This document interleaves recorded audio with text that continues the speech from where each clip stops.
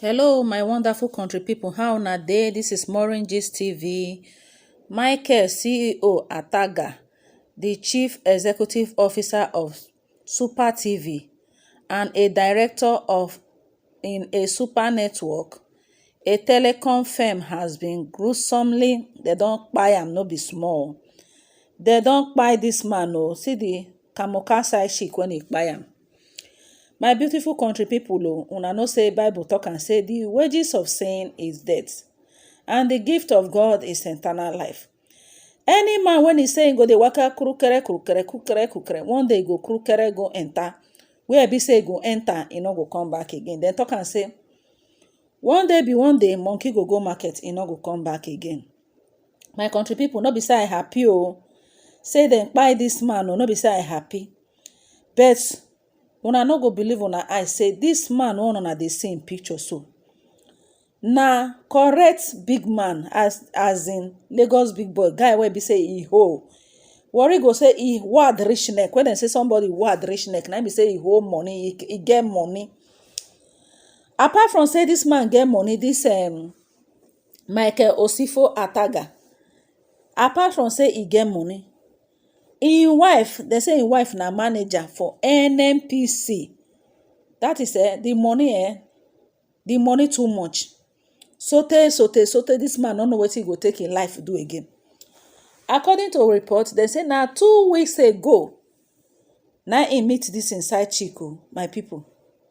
2 weeks ago na im meet this inside chico. Na im come say make two of them dey run things together. Side chick come green. They say this man na for Banana Island dey live o. He dey live for Banana Island, and in office, this in telecom communication office dey for Victoria Island. So in a bit to dey do things make e be say im neighbors dem no see am, maybe dem so that dem no go report to im wife na. He come go for Lekki, come go rent place for am, one Airbnb airspace. Na there come go rent o. When he and this side chick dem go dey enjoy, dey kerewa, dey enjoy themselves o. My people, no do o. Since on the 13th, na the family and friends dey come dey find this man o. They say dem no see am, and they say na just few days to im birthday o. Very few days na e go reach where be say dem go do im birthday. So dem no come see this man o. They come dey find this man o. So on the 18th o, na there na dem come, after dem dey find this man, because the wife, according to reports, they say na Abuja na she dey stay. Na the man na dey Lagos. So as not say the woman get money, and una know say for this country, if person get money, police they go really do your work very well. Now this woman come go report to Olokpa, say make Olokpa help am find im wife o, find im husband, sorry. So all those DSS they come swing into action o. They come dey do investigation o. Come go for the man account, come find out, see say side chick don withdraw 5 million. They first of all go find out, see say the man don rent place for the side chick, and that money wey be say dem transfer na through the side chick. Na so they come take gbab the side chick o. When they go, in fact, the first thing when they do, when be say dem go check, when they go find where the man dey stay, they come see the man say they don kpai am o. He lifeless body, say na so dem chuku im body, chuku am both for chest, everywhere. Na so this man take leg go. So when they come find out, see say the side chick, the man account, na so they come dey withdraw the money, and the person when they withdraw this money na this side chick when he be say see just 2 weeks ago. My people, I don't know why be say this our Nigerian men, whether this kerewa dey una blood, I don't know. Una go get responsible family, get responsible wife, una no go here.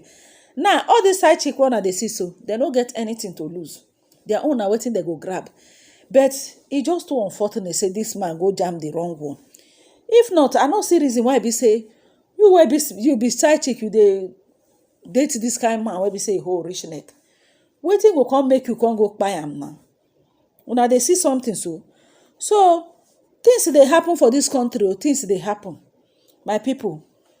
We fit dey think say okay, the only reason why be say they go fit take suspect say na this side chick be say na those money wey go dey withdraw for the man account na dey take know. If not so, we dey get some women wey be say dem be say when dem dey find out say their husband dey kerewa for outside, dem go do anything to kpai the husband.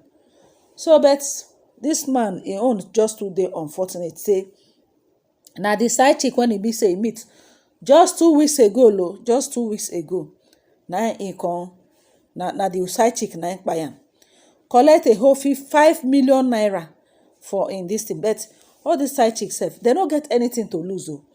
Collect a whole 5 million naira, na so you take kpai person papa, full grown man wey be say handsome bobo like this, when e be say e get prospect for life, big boy.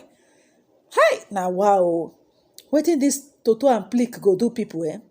Wetin this Toto and Plik go don do Nigerian men. Still most people dem no go get sense. Just side chick wey you meet 2 weeks ago, you no even fit say make you study the girl, make you know the kind person wey e be. The next thing na just to go rent place for the babe. Chai, na wow.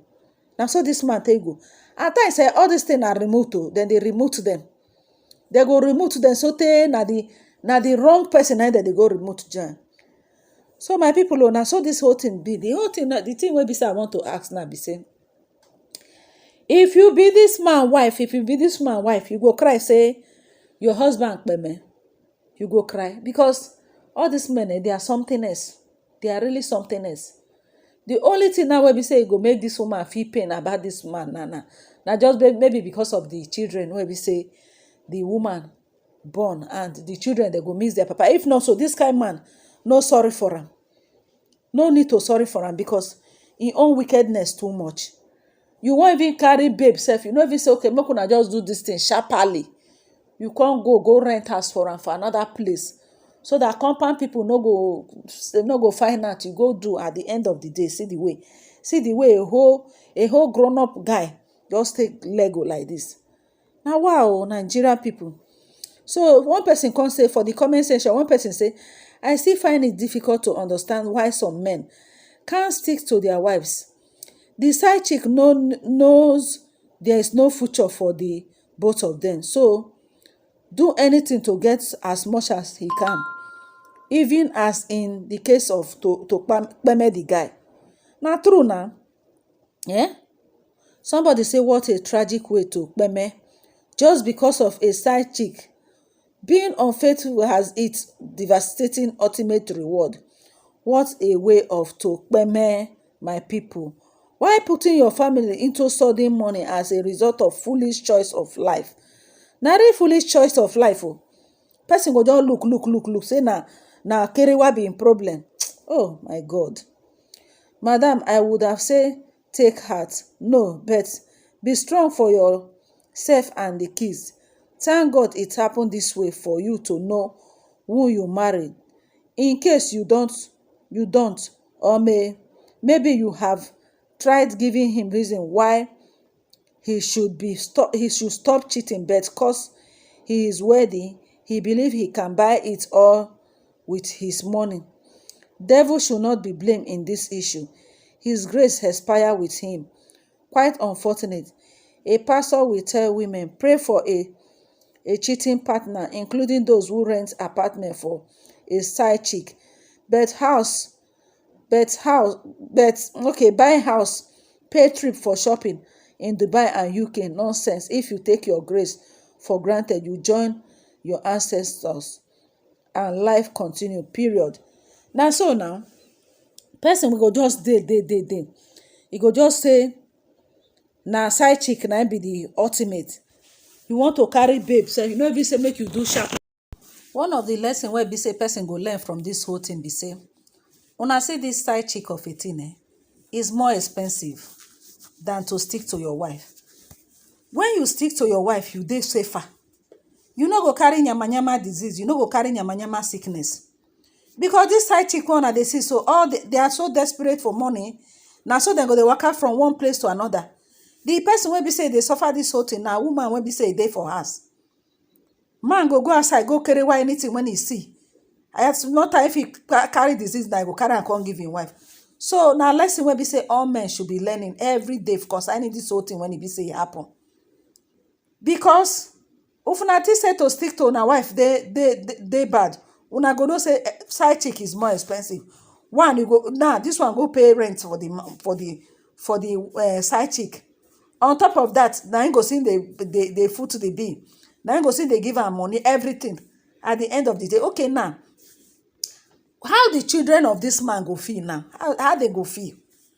And then they talk of the double pain wey be say the woman dey feel now, as in person when e be say he lost im husband. Apart from that, on top of say the way he take even lost and say he cheat on her, all those kind of stuff. My people, bad no good though. Bad no good. Anything wey be say bad na bad. Make we dey learn lesson every day, Nigerian men. Because for this Nigeria, e be like say na men's world.